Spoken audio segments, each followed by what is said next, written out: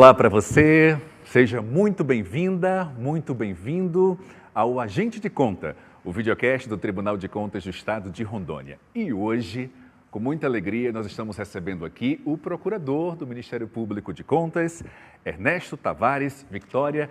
Doutor Ernesto, começo aqui agradecendo a sua presença. Muito obrigado, viu, por ter aceito o convite.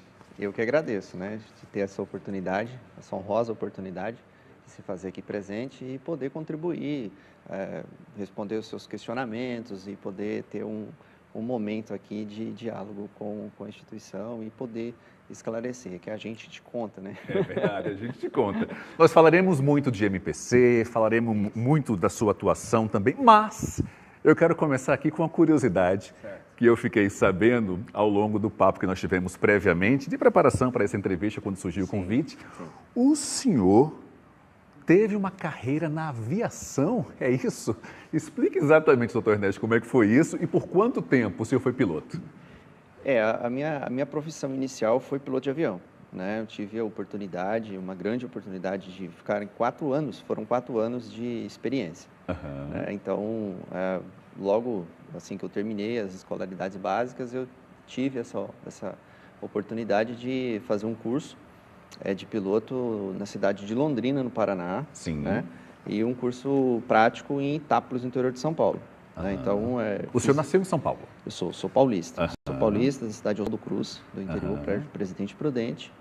E ali, no São Paulo, na verdade, ele é um berço da aviação no Brasil.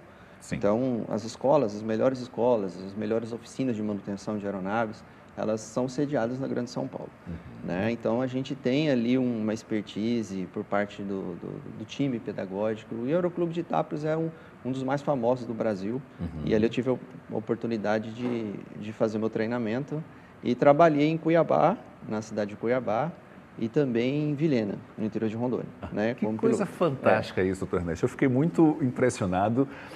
Eu não tinha a mínima ideia dessa informação. Sim. E por quanto tempo o senhor ficou pilotando as aeronaves? Em torno de 3 anos na prática e 1 ano de instrução. Então, ao todo, em torno de 4 anos na aviação como um todo. E foi um momento muito marcante, porque realmente a aviação ela é uma atividade muito entusiasta. Então, você se envolve emocionalmente e foi uma dedicação exclusiva. Ou seja, eu vivi, respirei isso.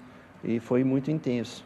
Então, isso vai adquirir muitas bases, muitos conceitos, hoje, de vida baseado nessa experiência. Que tipo de conceitos o senhor trouxe da aviação, aprendeu na aviação, e que hoje utiliza e ainda usa dentro da sua atuação no universo do direito?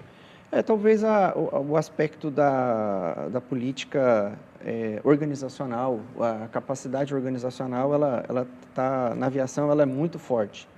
Então, quando você vê aeroportos, quando você vê aviões, nitidamente você vai ver procedimentos, constantemente você vai procedimentos, ainda que repetitivos, mas eles são extremamente necessários para a questão de segurança do voo, a segurança aeroportuária. Então, há um aproveitamento, sim, porque a gente puxa para a nossa vivência a busca dessa excelência. Ou seja, na aviação você não pode errar, porque o erro na aviação te custa a vida. Então, a busca pela perfeição ela é muito comum. Então, o papo, quando você conversa com profissionais aéreos, eles sempre têm essa relação lógica. Tipo, se eu errar, eu perco tudo. Então, a busca pela perfeição ela é constante. Por isso que eu acredito que a gente acaba atraindo, sim, isso para a nossa rotina, para o dia a dia. Um certo perfeccionismo até. Que fantástico, que sensacional. Doutor Ernesto, da aviação para o direito. Isso. O senhor, antes de atuar como procurador do MPC, o senhor atuou na área de fiscalização aqui do tribunal. Como foi esse processo? Bom, para a gente resgatar um pouco essa parte histórica da minha, vamos dizer assim, da minha história, da minha atuação, a vinda para Porto Velho foi decorrente da atividade pedagógica que eu tive que fazer a universidade aqui em Porto Velho. Eu passei na Universidade Federal. Então, eu estava na aviação, aí eu decidi fazer o vestibular para simplesmente ter uma faculdade, para ter um nível superior diferente daquela profissão que eu estava fazendo, que eu estava atuando, já que a aviação naquele momento teve uma alta de dólar, teve a falência de algumas companhias aéreas, isso deixou a profissão um pouco instável. E essa instabilidade me vocacionou a buscar fontes alternativas de conhecimento. E uma das fontes alternativas foi o direito. Então, quando eu busquei o direito, eu busquei como uma alternativa de aprendizagem. E rapidamente eu comecei a me identificar, porque eu vi que era um conteúdo tangível, que estava correlacionado com as minhas capacidades, né, que é neurolinguística, neurociência. Então, assim, consegui perceber isso e eu coloquei mais tempo aí, mais à disposição, mais tempo, e fui trabalhando esse convencimento até interno de que eu teria que aceitar a abertura de novas portas. Então, foi baseado nisso que eu comecei a fazer cursos preparatórios para carreiras jurídicas, né? E tive também, novamente, uma honrosa oportunidade de ser aprovado num dos concursos do Tribunal de Contas no ano de 2007. Então, em 2007 teve uma prova, eu até lembro que foi a Sesgran Rio, foi a instituição que fez essa prova, e na época era uma prova muito famosa, era uma prova que teve, acho que mais de 7.000 inscritos. Então, gerou um burburinho em Porto Velho desse concurso, muita gente falava, e eu mal conhecia a carreira porque era agente de controle externo, não tinha noção nem das atribuições do cargo.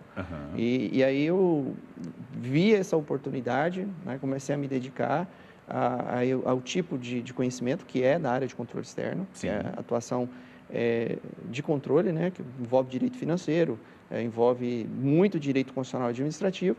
Então, eu comecei a perceber que os estudos que eu tinha para a carreira jurídica podia ser direcionado para a área de controle externo. Então, foi aí que eu fiz esse concurso. Ingressei nos quadros da administração no ano de 2008, né? Então, já se vão aí seus 16 anos envolvido, né, com a atuação das competências do Tribunal de Contas.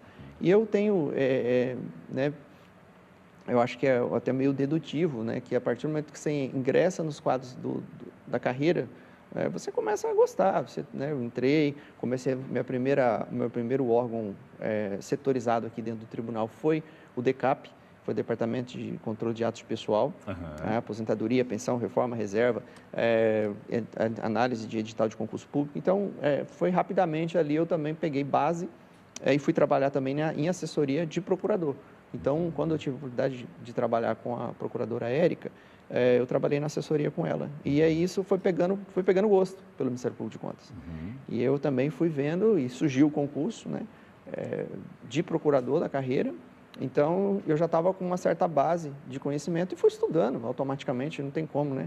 A atuação dentro do Tribunal de Contas te puxa para buscar conhecimento. Sim. Você não tem opção, você tem que estudar, você tem que conhecer, até porque para que você formalize um documento, admoestando o gestor, colocando ele numa condição de responsável, você tem que ter a segurança do que você está falando e tem que ter a certeza do que você está afirmando ali. Então, automaticamente, te força a buscar conhecimento. Então, foi isso que aconteceu. Doutor Ernesto, volto a repetir, você que está nos acompanhando aqui, nós estamos batendo papo com o doutor Ernesto Tavares, ele é procurador do Ministério Público de Contas. Nós vamos falar da sua atividade enquanto procurador, mas eu gosto muito desses processos de transição que o senhor viveu, de São Paulo para Rondônia. Isso.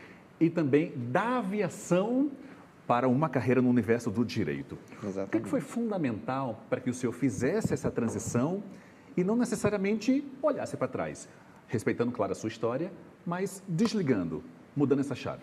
Olha, eu tive que buscar, até para aceitar isso e ter isso como uma virada de chave da vida, um desapego ao saudosismo. Né? O que é o desapego ao saudosismo? É você não viver rememorando o passado, acreditando que isso faz parte da sua essência e que você não pode se projetar para algo novo. Então, a partir do momento que eu identifiquei que o direito ele teria uma causa relevante, que seria determinante na minha vida. Sim. Então, eu entendi que eu tinha que estudar direito a fundo. E da mesma forma que eu fiz com a aviação, que eu estudei muito aviação, inclusive dei instrução na escola de aviação de Cuiabá, né? Fui instrutor de instrução ali de meteorologia e teoria de voo. Né? Então, o meu estudo na aviação foi muito intenso. Então, quando eu fui para o direito, eu vi que não poderia ser diferente. Porque como eu colhi frutos do estudo, do aprendizado na aviação, eu percebi que se eu fizesse a mesma coisa no direito, teria resultados favoráveis. Então, foi uma aposta alta, porque foi uma dedicação realmente que eu tive que abdicar de muitas coisas, e uma das coisas que eu tive que abrir mão era justamente de não querer manter coisas simultâneas. Ou seja, se eu estava em Porto Velho e estava estudando Direito, era isso que eu ia fazer de forma intensa. Que legal, que fantástico isso. Eu quero contar agora com a sua capacidade de ser didático, o que o é, para, inclusive, ensinar, mostrar e falar para as pessoas o que é exatamente o Ministério Público de Contas e qual a sua ação, qual a sua função, qual a sua razão de existir, doutor Ernesto, por favor. Olha, o Ministério Público de Contas brasileiro, se a gente coloca como instituição em si, tem um amplo debate, é uma instituição fenomenal, né? Primeiro porque a gente vê essa atuação, e se a gente faz esse paralelismo com a aviação, por exemplo, né? Do mesmo jeito que você tem na aviação antiga, você tinha o piloto, o copiloto e o navegador. O navegador era uma terceira pessoa que se fazia presente dentro da cabine, que era responsável pelo trajeto, que hoje é substituído por equipamento, né? Por eletrônico. Sim. Mas essa figura do navegador, que até pouco conhecida atualmente, mas ela era a pessoa responsável pela dar a direção da rota, o caminho, a responsabilidade pelos dados do trajeto. Né? Então, existe o operador, o executor, por exemplo, no Tribunal de Contas, você tem um conselheiro que toma a decisão, que ele é responsável pela decisão do processo, mas existe uma oportunidade num processo que é de dar a orientação de solução daquela situação. Ou seja, você tem um caso concreto ali, você tem a casuística e você tem o sistema jurídico para ser confrontado. Então, quando você faz esse confronto, você tem que dar uma solução. E o papel do Ministério Público de Contas é fazer que essa solução ela venha ao processo e venha trazer o resultado maior. Porque o resultado maior não é só a punição do gestor, entendeu? É fazer com que a política pública programada, que envolve a questão dos recursos disponíveis, eles sejam efetivamente chegados à ponta, ou seja, aquele cidadão que realmente precisa. Então, nesse caminho, é um caminho desafiante, porque nesse contexto você vai ver várias interlocuções de partes interessadas que pode, no caminho, né, haver um excesso de não ter uma economicidade, de não ter ali um processo legítimo. Então, o MPC ele entra como uma figura fundamental para conduzir esse processo. E esse processo não é só o processo que está autuado, ele também entra nos processos de conferência de atos, porque são múltiplos atos. Né? Então, nós estamos com 400 e poucos jurisdicionados, 430. Então, você tem entidades, você tem empresa pública, câmaras municipais, prefeituras. Automaticamente, quando todos os dias são múltiplos atos. E esses múltiplos atos têm que ser conferidos. Então, a atuação fiscalizatória, ela não tem só uma relação dos formalizados, mas sim daqueles que podem ser alvo de fiscalização também, é onde a atuação do MPC em casos também que ainda não estão formalizados. Essa é uma atuação direta também muito importante. Hoje, inclusive, o senhor ocupa a subprocuradoria auxiliar da Procuradoria-Geral do MPC. Isso. Queria que o senhor falasse um pouquinho sobre essa unidade, que é fruto de uma mudança recente na legislação aqui no estado de Rondônia. Por favor. A subprocuradoria auxiliar é uma função que já era exercida pelo MPC. Então, a gente já tinha, de uma forma indireta, o exercício dessas atividades. Todas as atividades nossas, ouvidoria, corregedoria, elas já estavam em curso.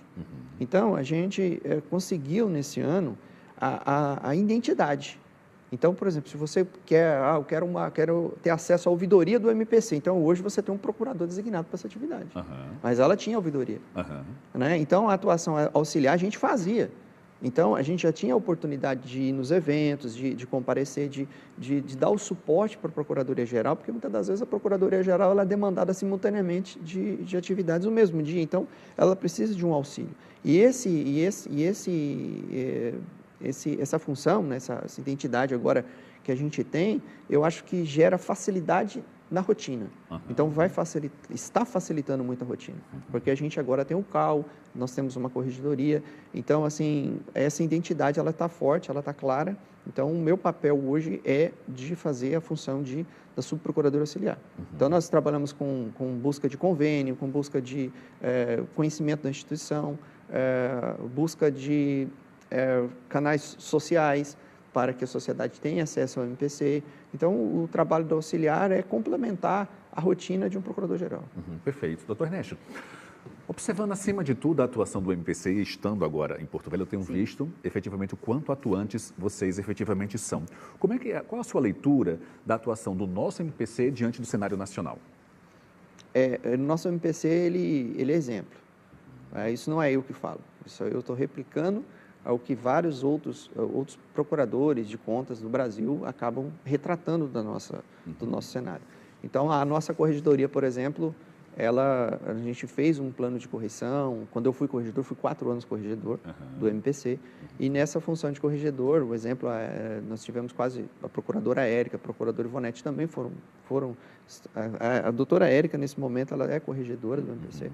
Então, foi muito avanço. Nós avançamos em vários aspectos normativos, principalmente. Né? Então, nós conseguimos consolidar várias funções, atividades nossas, em ambiente legal, jurídico normativo, que outros MPCs ainda não tiveram, entendeu? Na mesma construção. Então, a gente participa, sim, nós temos a nossa Associação Nacional do Ministério Público de Contas, entendeu? Então, a gente sempre tem a oportunidade de estar ali, trocando experiências, aprendendo também muito, quando é mais Ministério Público brasileiro. Doutor Ernesto, o tempo passa muito rápido aqui, olha, já foi inclusive, mas eu quero aproveitar a oportunidade para que tipo de, especialmente para as pessoas que estão nos acompanhando aqui. Sim. Esse é um videocast que é visto pelos nossos servidores, pela sociedade de uma maneira geral. Que tipo de ensinamento profissional, ensinamento de vida, ao longo da sua jornada, o senhor teria para dividir conosco acima de tudo, pensando na sua atuação enquanto piloto, enquanto procurador e, acima de tudo, uma orientação que poderia ser deixada para as pessoas e que, a partir dessa orientação, as pessoas assimilassem que poderiam ter algo diferente, uma expectativa diferente, uma vida diferente. Qual seria essa orientação? Bom, se for de cunho prático, né, de cunho, eu acredito que a organização mental. Quando você fez a pergunta, até de Inopino, eu fiquei já rapidamente tentando chegar um pouco qual seria a essência. Eu acho que é a organização mental. As pessoas, o ser humano, ele tem que ter as suas ideias bem decididas, bem definidas, que é a clareza desses propósitos, que talvez até facilite a rotina, facilita o foco, né? Porque para ter foco, muita gente fala em foco, né? Tenha foco, tenha entusiasmo, são fatores motivacionais. Só que a pergunta que se faz é como que eu vou conseguir isso? Não é isso? E aí, a partir de uma reflexão que eu faço rapidamente, é a questão de você conseguir organizar mentalmente as coisas. E eu replico isso para a carreira, para todas as profissões. Veja só, quanto mais a pessoa tiver a sua mente organizada, ela vai se tornar um bom gestor, essa pessoa vai se tornar uma pessoa boa para a tomada de decisão. Então, eu acho que seria um ensinamento, um juízo de convencimento muito sábio. Você tem que ter tudo muito organizado, tem que estar muito bem resolvido para conseguir tomada de decisão rápida. Acho que talvez esse seria a minha orientação geral nesse sentido. Que coisa fantástica. Doutor Ernesto, muito obrigado, viu? O senhor é bom de papo, viu? Muito obrigado pela sua presença aqui. Nós ficamos muito contentes e certamente as pessoas que estão nos acompanhando também ficarão. Muito obrigado, viu? E eu que agradeço a oportunidade. E teremos a próxima oportunidade, tenho certeza disso. E para você que nos acompanhou aqui nessa edição do Videocast, muito obrigado por sua presença. A gente volta então no próximo episódio. Obrigado e até lá.